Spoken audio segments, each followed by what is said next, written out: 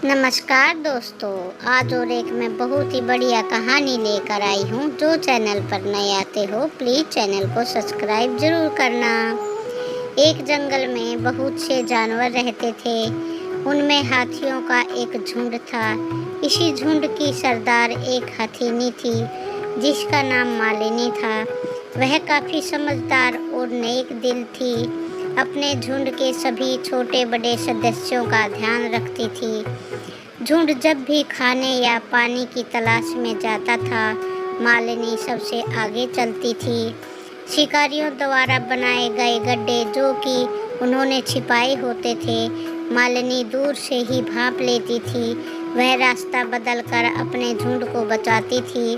झुंड के सभी हाथी उसके परिवार मालिनी की हर बात मानते थे। इसी तरह समय बीत रहा था। कुछ समय बाद मालिनी हाथी ने एक बच्चे को जन्म दिया, जिसे देखकर सभी झुंड के सदस्य आश्चर्यचकित रह गए। जो नन्हा सा हाथी झुंड का सदस्य बना था, वह था सफ़ेद हाथी। जहाँ सारे हाथी काले रंग के थे, वहीं यह सफ़ेद हाथी पूरे जंगल में कौतूहल का विषय बन गया था। जो भी सफ़ेद हाथी के बारे में सुनता, वह उसे देखने आ जाता।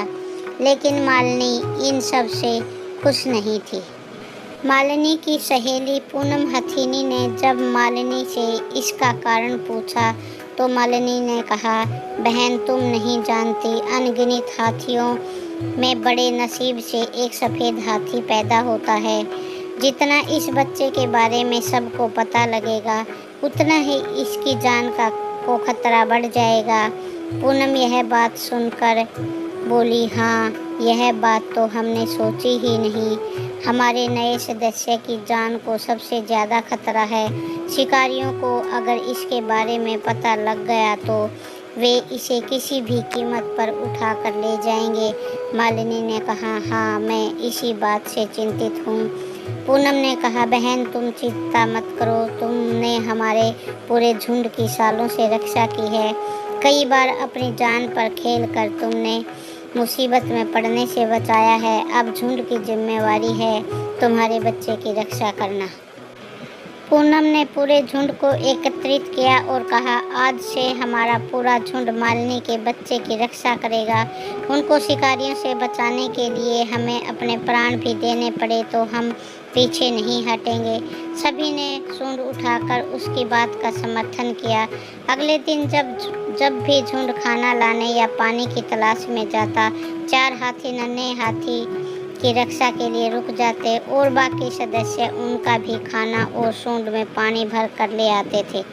लेकिन धीरे धीरे यह बात शिकारियों को पता लग गई कि जंगल में एक सफ़ेद हाथी ने जन्म लिया है।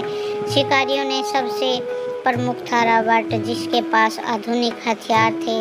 रॉबर्ट ने अपने साथियों को इकट्ठा किया और कहा, साथियों, मैंने विदेश में बात कर ली है।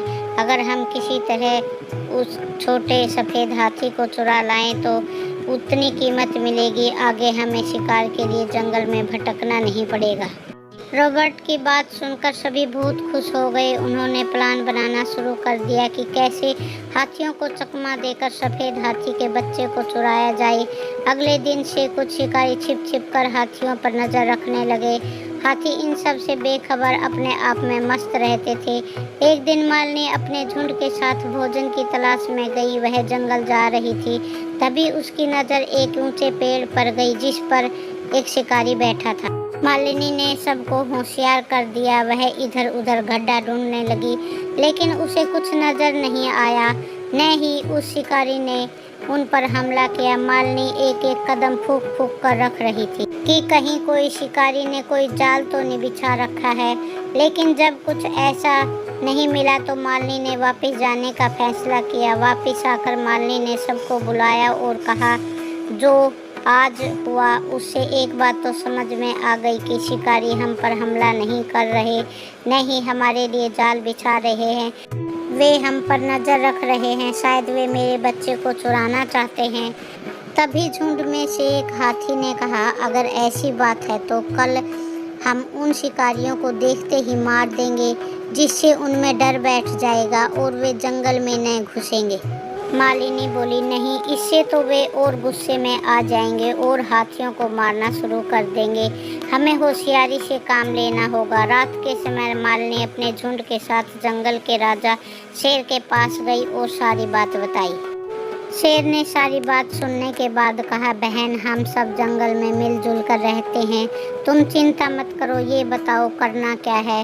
मालिनी ने कहा, मैं चाहती हूँ जब तक मेरा बच्चा बड़ा नहीं हो जाता तब तक तुम इसे अपनी गुफा में रखो। शेर बोला, अरे बहन, बस इतनी सी बात है, आज से तुम्हारा बच्चा अपने मामा के घर रहेगा। बाहर मैं और मेरी पत्नी बैठे रहेंगे, किसी की क्या मजाल जो यहाँ कदम भी रखे। वैसे भी सफ़ेद हाथी हमारे जंगल की शान है, कोई इसकी तरफ आंख उठाकर नहीं देख सकता, आप बेफिक्र रहो। अब नन्हा सफ़ेद हाथी शेर की गुफा में रहता था और हाथियों का झुंड मस्ती से पूरे जंगल में घूमता फिरता रहता था। इधर रॉबर्ट और उसके साथी पूरे जंगल में नज़र रखते रहते, लेकिन उन्हें कहीं भी सफ़ेद हाथी नहीं दिखा। एक दिन रॉबर्ट ने सबको बुलाया और डांटा, तुम एक हाथी के बच्चे को नहीं ढूंढ पाए, कहाँ गया वो? शिकारी बोला, पता नहीं, हाथी कभी भी अपने बच्चे को अपने से अलग नहीं रखते, लेकिन यह पता नहीं कहाँ है। या तो इन्होंने इसे किसी और जंगल में भेज दिया या वह मर गया। रॉबर्ट बोला, दूसरा जंगल तो यहाँ से बहुत दूर है, वहाँ तक ये नहीं जा सकते। हाँ, ये हो सकता है कि वो मर गया हो, हमारा तो बहुत नुकसान हो गया। फिर भी तुम अगले कुछ दिन तक इन पर नज़र रखो, अगर कहीं नहीं मिले तो फिर हम यहाँ से दूसरे जंगल में चले जाएंगे। कई दिन ढूंढने के बाद भी जब सफ़ेद हाथी नहीं मिला तो शिकारी उस जंगल को छोड़कर चले गए। मालिनी की सूझबूझ ने अपने बच्चे की जान बचा ली। मालिनी का यही बच्चा जब बड़ा हुआ तो वह भी मालिनी की तरह ही समझदार और होशियार था। मालिनी अब बूढ़ी और कमज़ोर हो गई थी। उसका बच्चा अब झुंड का नेतृत्व करता था। अब वह शान से झुंड के आगे चलता था और हर खतरे से सबको बचाता था। वह इतना शक्तिशाली था कि शिकारी उसे देखकर ही घबरा कर भाग जाते थे। तो कैसी लगी दोस्तों आपको ये कहानी? कमेंट बॉक्स में ज़रूर लिखना। मिलती हूँ आगे एक और नई कहानी में, तब तक के लिए राम राम, धन्यवाद।